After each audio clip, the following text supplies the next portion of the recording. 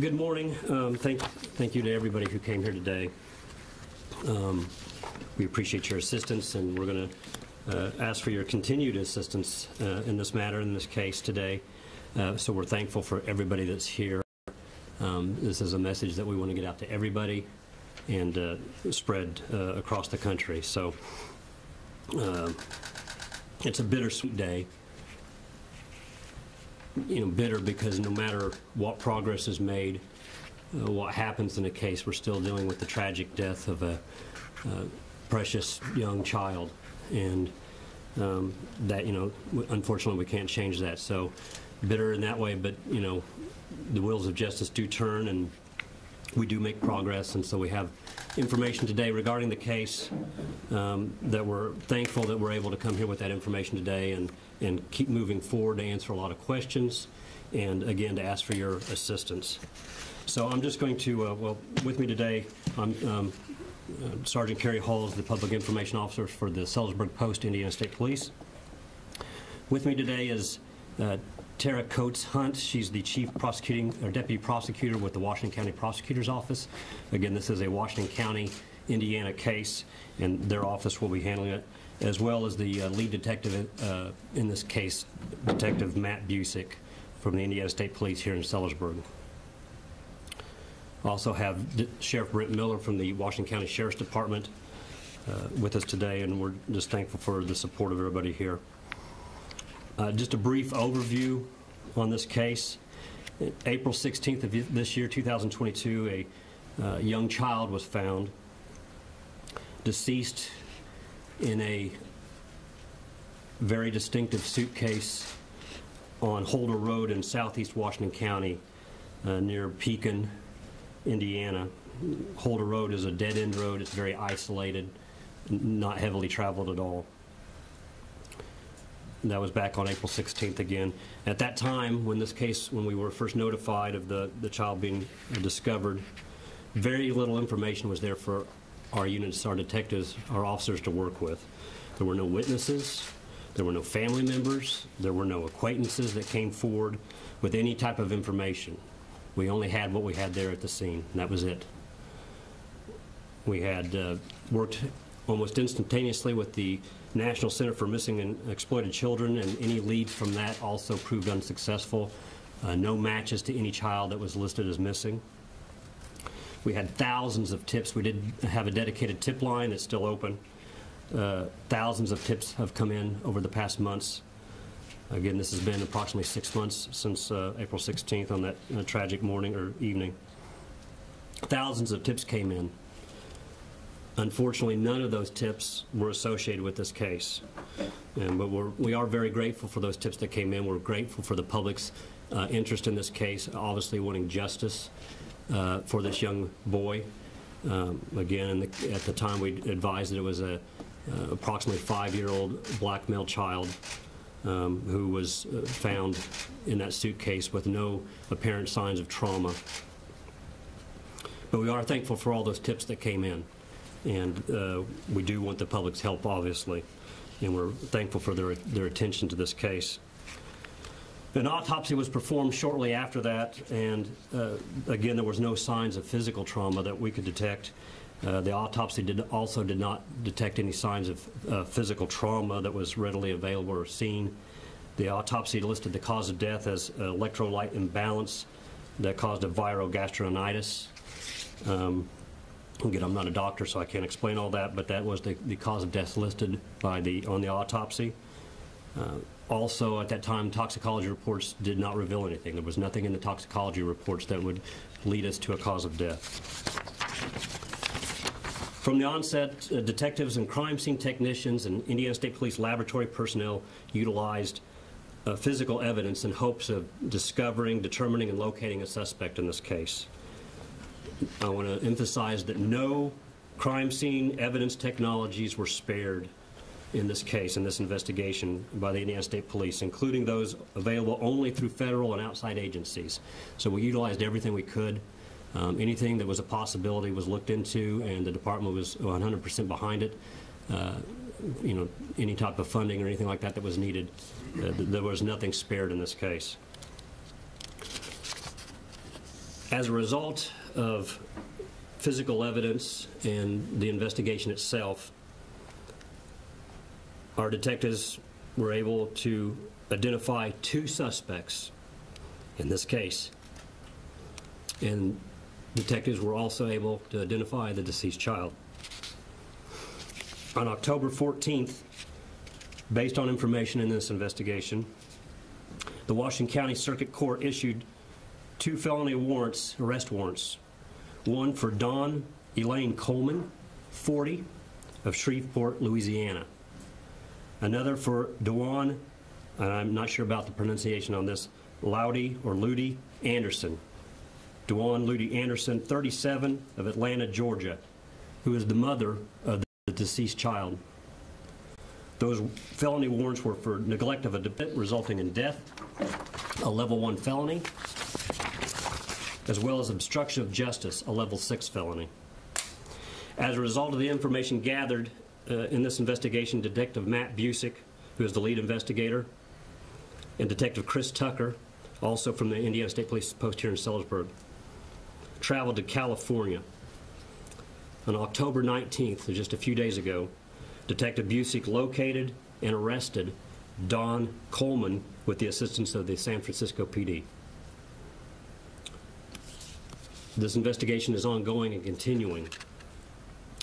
As a result of information that's still being worked on in this investigation, the 2 also traveled to the Los Angeles metro area after arresting Dawn Coleman.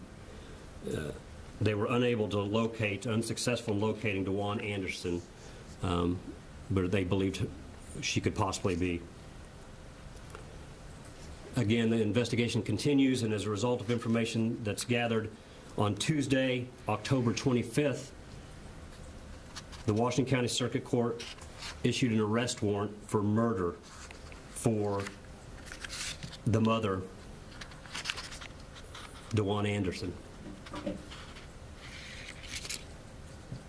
Again, units were unsuccessful in locating Dewan Anderson in the Los Angeles metro area, if I did not make that clear.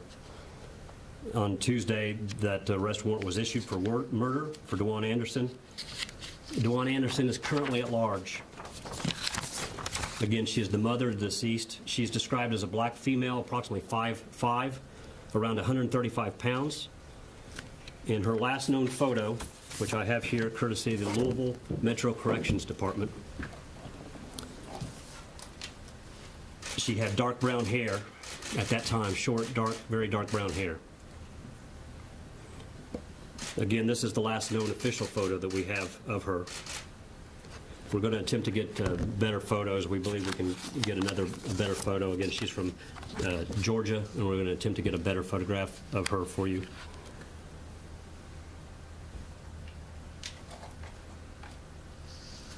Dewan Anderson is last known to have been in the Echo Park area of Los Angeles, California.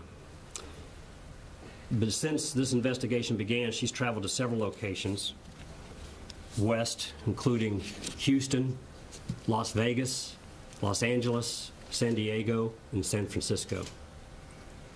At this time, her whereabouts is unknown. So again, she's at large, and we're looking for the public's assistance in locating her. At this time, we can also identify, excuse me,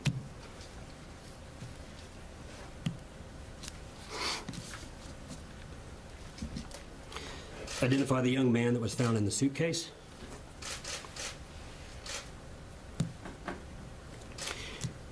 He was Cairo Amar Jordan. Cairo Amar Jordan was from Atlanta, Georgia, excuse me. He was 5 years old at the time of his death. And Cairo would have turned 6 this past Monday on October 24th. Again, Cairo Amar Jordan, he was 5, from Atlanta, Georgia. The Georgia the Bureau of Investigations has assisted us in this case as well, and they have made contact with his family members after we were able to get more confirmation that the boy was in fact Cairo, which this investigation has a lot of twists and turns, a lot of information. It may sound like it just moves methodically, based on the information I read. So please know that this probable cause affidavit that we'll hand out has a lot of information. That's still just the tip of the iceberg. There's a lot of information in this case. So realize that, you know, we're still not going to be able to answer every in and out of this investigation, but we're giving you as much as we possibly can. And I will give you a copy of that probable cause affidavit. That probable cause affidavit is for Coleman, who again was arrested in San Francisco just a few days ago.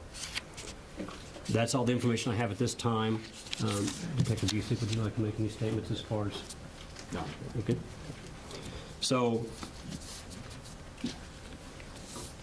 Ms. Coleman will be transported here to Indiana sometime within the next under 30 days. She will be here on Indiana soil to answer to those charges. Again, we need the public's help in locating the mother, Dewan Anderson. So I've shown that photo. We'll have that photo for you to go out, and hopefully a better photo. But we desperately want the public's help in finding her and bringing her to justice. This whole case is all about justice for Cairo. That's the only thing this case has ever been about. So I know there's been lots of questions, and why don't we do this and why don't we do that? The investigators have a lot of information, and they all have their reasons, but the main reason is the integrity of this case, and so that justice is served. And so even some things that may seem obvious, that why wouldn't you do this, there are reasons why they can't. And if we have done some of those suggestions that come in from the public and from the media, it's very possible we wouldn't be standing here today. We would have nobody in handcuffs. We would have nobody in jail right now, bringing them back for a trial. So just understand that there's always a reason. We don't take, obviously, anything lightly at all. It's a very serious investigation. Again, the department's held nothing back on this investigation for our detectives to be able to do what they need to do.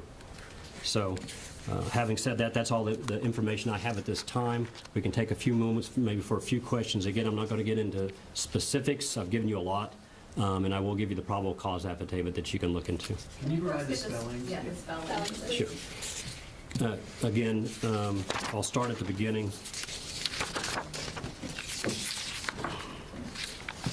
The first arrest, Dawn, D-A-W-N, Elaine, E-L-A-I-N-E, Coleman, C-O-L-E-M-A-N.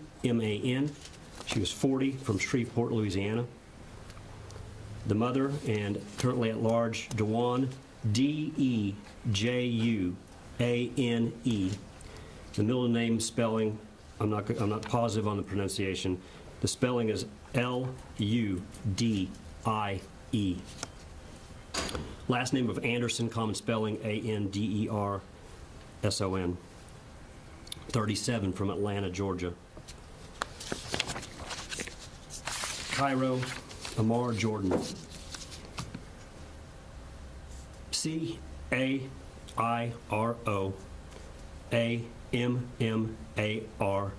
Jordan, J-O-R-D-A-N. And he is also from Atlanta, Georgia. What's Don's relation? Excuse me? What is Don Coleman's relation to anyone? We can't get into that right now. As far as I don't have all the specifics that we're going to get into, but not related physically that I know of, information that I have. Do they have any ties to this area at all? Was she in Metro Corrections? Is that she was. That photo was provided by Louisville Metro Corrections. She was arrested by LMPD a few weeks prior to this case beginning. So my knowledge is they were only here temporarily. I'm sure you guys will do your due diligence and look into the background. What was she charged with? Do you know? I don't have that information specifically in front of me. I believe it was some type of a theft charge, but I can't say that for sure. Have you spoken with Cairo's father? The Georgia, yes, detectives from this agency have spoken with family members, and we also were assisted by the Georgia Bureau of Investigations. When you arrested Dawn, what did she say about what happened? Well, we don't get into any comments about that are made, any statements, any witness statements or suspect statements. But she was arrested. She was, interviewed as part of this investigation. But what were they doing in Washington County? Do you want to answer that? Do you want any issues with me just giving general background on that? The fact that they just generally weren't from. Yeah, they weren't from this area. They were passing through. Again, when you guys do your due diligence, and investigating backgrounds, you'll probably come up with some accurate conclusions as to why they may have been in this area. That would have been about the time of the, if I correct me, that would have been somewhere around the time of the Kentucky Derby in the springtime, but I'm not positive on that. Do you know if she had any other children? I do not have any information on other siblings or family members or any children for her. So for the two charges, the obstruction of justice and the neglect of dependent resulting in her death, if convicted, what's the maximum sentence? Can you speak to that, or would you like to speak to that at all? They're both felonies. You know, one is a level 1 felony, the other is a level 6 felony. So a level 1 felony is basically, you know, it's the most serious other than murder, which is just listed as a felony. A level 1 felony is the most severe felony. So it's, you know, I don't have the specifics right now as to the maximum they could be sentenced to. Have they offered any kind of suggestion or why they left the child in a suitcase and on a dead-end road? Again, lots of information, and some information is in the probable cause affidavit. We're not going to speak to that this morning. Again, it is an ongoing investigation. We're still looking for one, but there's a lot of information that you will have access to in the probable cause affidavit. So we don't speak as an agency. It's our rule not to speak towards any statements or any motives. We don't speak to any of that. Are both of the charges for both of the individuals the first? The first two charges I listed, neglect and obstruction of justice, those charges stand for both. We have a murder warrant listed for DeJuan Anderson, the mother. Can you address at all why this has become a murder case? Again, just information that's gathered. You know, the detectives have gone through a lot of information, tons of interviews. You know, in the last few days, lots of information to comb over and specialists to work with. So, you know, as a whole, the information that they have makes our department and the prosecutor's office confident in a murder charge, and that's why that warrant's out there. Again, we have probable cause for that murder warrant. So the PC affidavit, again, has lots of information listed. You won't have the PC affidavit for Anderson because she is not in custody. That is not a public document. But the other PC affidavit has lots of information. Again, that's just kind of the tip of the iceberg. We don't put everything, a whole case, into a PC affidavit, just what's needed to establish probable cause. Was there any information that Cairo could have been in danger or that authorities had been called on his mother before for his safety or anything like that? I don't, at this time, have that information, but I don't have information that's saying that that's the case. Or was he enrolled in school? I don't have that information at this time. Speak about just the importance of getting the public's help. Obviously, right. You all relied on tips from day one. Right. And just in locating, I mean, the suspect, right. The child's mother. Again, we had the special tip line. We asked for tips. We got thousands of tips. Unfortunately, none of them were successful. To my knowledge, Cairo, or to our knowledge, Cairo was never listed as a missing person. He was not listed as a missing child. Nobody ever reported him missing. So that would have helped, obviously, had that information been in a system someplace. So that's responsible. People who are responsible for his care and well-being have to do that. That's nothing we can control. Because parts of these crimes cross state lines and the investigation obviously cross state lines, why has the state of Indiana and Washington County made a point of adjudicating this here? That's, you know, very good question. Long story short, basically, that's where the body was located, and the way the law is written, it can stand at that location. We can assume things. We may have information for different locations, but in the end, the child's body was found deceased at that location. Any idea where the child died specifically? Was it in Georgia? Was it on the West Coast? Again, we can't get into all the specifics of the case, but we can say that he was deceased, you know, when he was located at that location. What does justice for Cairo look like for you all who have been investigating this for 6 months? I can tell that everyone's feeling emotional in this room. What does justice look like for you? Justice means bringing everybody who's responsible for this death here and having them stand and go through the system and be found, you know, justice served through the court system. We want justice for Cairo. Many sleepless nights for our detectives and officers involved in this. It's not just our department, it's the Washington County Sheriff's Department was the first officer on scene. The gentleman who found him, the mushroom hunter, if you recall from the original news release, who found him, the whole community came together. Many of you were there for the funeral where he was laid to rest and given a proper burial. And the recognition that we could and the honor that we could for him at that time.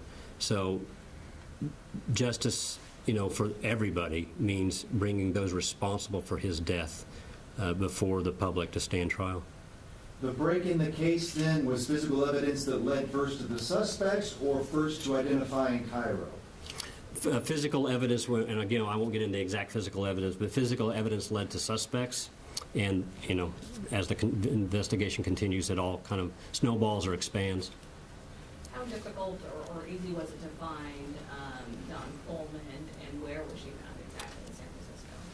I don't have the specific location where she was located, but, our detectives, our crime scene analysts, our crime scene technicians have a lot of advanced technology and systems at their use to look in and utilize. Sometimes it's successful, sometimes it's not, but they had a lot of different technologies that they utilized. Specifically how they did that, I can't get into that, but just know that a lot of people were working on this case here, Indianapolis, all over, trying to assist in this. Are you aware that if Cairo he was in his mother's custody at the time of his death? Say that one more time. Was he? Did his mother have full custody of Cairo? I don't have specific information on the custody, legal custody, but obviously, with the charges, we know that he was with her. So, as far as who has physical, official, legal custody, I believe that could be the case, but I don't have that specific answer in front of me. How is it becoming so difficult to find the mother? What happened? You went to LA and then couldn't find her. Right. Again, sometimes it's just like anything else. Things change. They may have information that's available, and over time that information can stop. Again, we don't get into specifics of how it was done, but they obviously were able to at least attempt to track or locate after they had an identity for a certain period of time, but at a certain point that wasn't, they couldn't follow through with that anymore. It got them as close as they could. They did go to California in an attempt to locate in the last known area. They were assisted by the Los Angeles Police Department there as well. Federal agencies, I need to mention that too, also assisted with this case. Not specifically at that location, to my knowledge, but throughout the case, our detectives have been in close contact with various federal agencies who have assisted. But yeah, the technologies, whatever they were at that time that they used, sometimes that's available and sometimes it's not. Sometimes things change, and something we did have is no longer a source. But speaking to the family of Cairo, did you all get any explanation why there wasn't a missing child's report? Yeah, I don't have information on that now, and I haven't spoken with the family myself, so I'm sure there's reasons, but no, I don't have information as to Will that. Cairo remain in Indiana? I know that. That's very early for me, for anybody to say. That's not something that I would be a part of and be able to answer. In years or time future after everything's completed. That's probably a matter for the family, but I'm not the one to make that call. I know this case has been personal for you. There have been sleepless nights for yourself and for so many others in your department and for the community, anyone who's a parent really watching this. How does it feel to finally be able to take a breath and read that boy's name? Well, we're not going to take a breath other than just, we're still in full stride on this investigation. So, yes, obviously, we've been looking, like I said at the beginning, bittersweet. Nothing's going to change the fact that Cairo is not with us, but we're very thankful for the information that we do have, and we can step forward. We've wanted from the get-go to be able to say we've identified this child and we've identified suspects, and we realize it takes time, but in the whole scheme of things, 6 months later, when we started with nothing other than what was in front of us in the woods that evening, and nobody came forward with any useful information. Not anybody's fault, but nobody could provide any information. Nobody that could provide information came forward. So they went from having nothing other than what lay there in front of them to a lot of answers in 6 months' time, and that really speaks well to our Detective Busick and our detectives and our crime scene technicians, our analysts, everybody involved. What kind of physical evidence led to this? Again, we don't get into specifics. You'll have information relied to you with the probable cause affidavit that will mention stuff, but we specifically don't mention that during. You mentioned resources beyond ISP. Could you talk about at least what those resources were that may have helped find? Again, there's numerous technologies that are out there. Some are very advanced, DNA technologies, those types of things. We have the technology within the Indiana State Police for some of that, but there's even more advanced DNA technologies that were assisted by other agencies. Facial recognition technologies were utilized at one point by federal agencies. So again, multiple agencies assisted. Some of those have, you know, especially the federal backing, they can do a lot of things that the state agency can't. So we were very thankful for that information and those abilities to help us. Would anyone from Washington County like to address how this has impacted your community and the way that your community really adopted this unknown boy? I mean, I can, excuse me, I'm sorry. I can personally speak, if the sheriff wants to. I'm also from Washington County. Okay. It was my pastor who led the service, the funeral service from my church. So the community really came together, and it was very emotional and traumatic. You know, we had candlelight vigils, but it's impacted the community tremendously. Why is this child here? But Sheriff, would you like to say anything? I could only echo what you've said, Gary, about that and how that's impacted the community and everybody coming together, and we appreciate, you know, all the hours that has been spent by the Indiana State Police and other law enforcement agencies, you know, to identify this child and to identify suspects and to get at least one of those suspects in custody at this time. And hopefully with the help of the community, we'll be able to get the other suspect, you know, in custody in a timely manner so that we can bring them both back here to Indiana to bring some closure to this case. Is Don Coleman being cooperative, would you say, in this investigation? Again, I can't get into statements or anything like that at this time. So, again, you'll have information that's listed in the probable cause affidavit that may assist you in some of those questions. But yes, it's very traumatic. Again, I started to say earlier, a lot of sleepless nights, especially by the detectives involved. Detective Busick has spent numerous hours, and not just Detective Busick, but he is the lead investigator and has done an outstanding job. But all the detectives involved and the people involved in this case, so much information to comb over, to read through, to scan, to watch, hours upon hours. And obviously, you know, the people at the scene, the events that they saw unfolded before them that evening. Sheriff Miller's deputy was the first on scene. Very traumatic, you know, event for him. So it's affected the community as a whole very deeply. So I don't have any more specific comments. I think that covers what we want to say here today. So again, once we're done here, I will get the copies of the probable cause affidavit to each of you. But the number one thing at this point is we have a suspect that's at large. We have a murder warrant for DeJuan Anderson, and we need the public's help, no matter where you live, anywhere in the United States, possibly, you know, out of the country. We can use help locating her. So for Cairo, help us locate her for Cairo so justice can be served for him. Thank you. I know you did this at the